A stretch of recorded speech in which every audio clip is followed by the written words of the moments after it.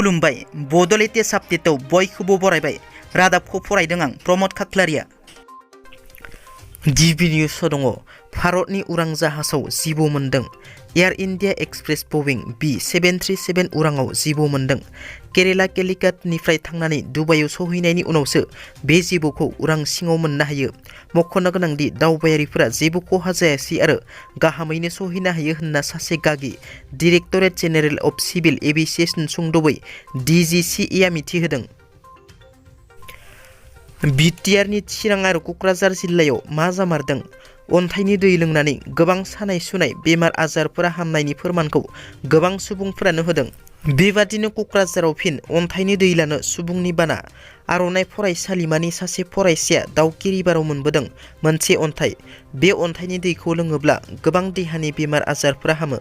क'क्राझार जिल्ला जायनारि ओनसोलनि सिङाव थानाय आमिनपारा गामिनि गंसे धोरोमगुरुनि फिसाज्लाया फरायसालिमानि बिथोन बादियै सार्भे खालामनो थांनायाव शिलंनि दाउखिरिबारनिफ्राय बे सोमोनांथाव अन्थाइखौ मोनबोदों।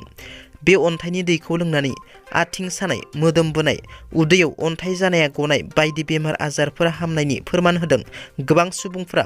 फोथायगिरि सुबुंफ्रा दैखौ लांफैनो हागोन होनना नखरा फोरमायदों।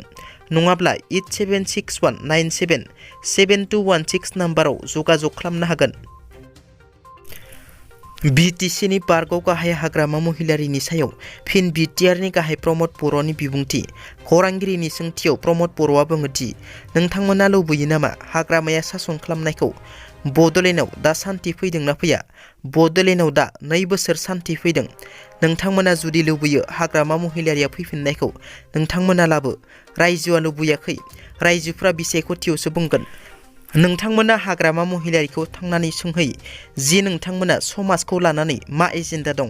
17 बोसोर सासन खालामबाय, मा खामानि मावखो, मा मावाखै आरो दायो मा खालामना दं।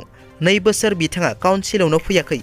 बिथाङा जुदि सासे समाजनि दायित्व गोनां सुबुं, समाजनि सायाव सिन्ता खालामनाय मानसि, गुबुनखौ दोन गावनि समष्टिनि सायाव जुदि साननाय मानसिब्ला 2 बोसोर काउन्सिलाव फैगौमोन। बिथाङा 2 बोसोर काउन्सिलावनो फैयाखै। बेबादि नेताखौ नोंथांमोननो नांगौ, जोंनोथ' नाङा बेबादि नेताखौ। गुबुन नेतायानो फैनानै सासन खालामथों, जाय गणतान्त्रिक गोजोनखौ मोजां मोनो, समाजनि जौगानायनि सायाव सानो, स्कुल कलेजनि खोथा सानो, बेबादि नेतायानो फैनानै सासन खालामथों होनना।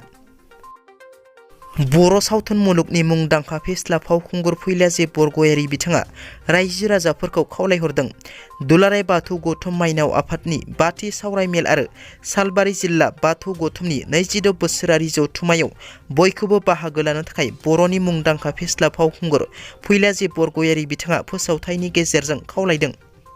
दिनैनि रादाबा एसेनोसै। नोंथांमोना जुदि आंनि रादाबखौ खोनासंनानै मोजां मोनदोंब्ला अन्नानै लाइक, शेयार आरो साबस्क्राइब खालामनो दाबाव। गोजोन्थों।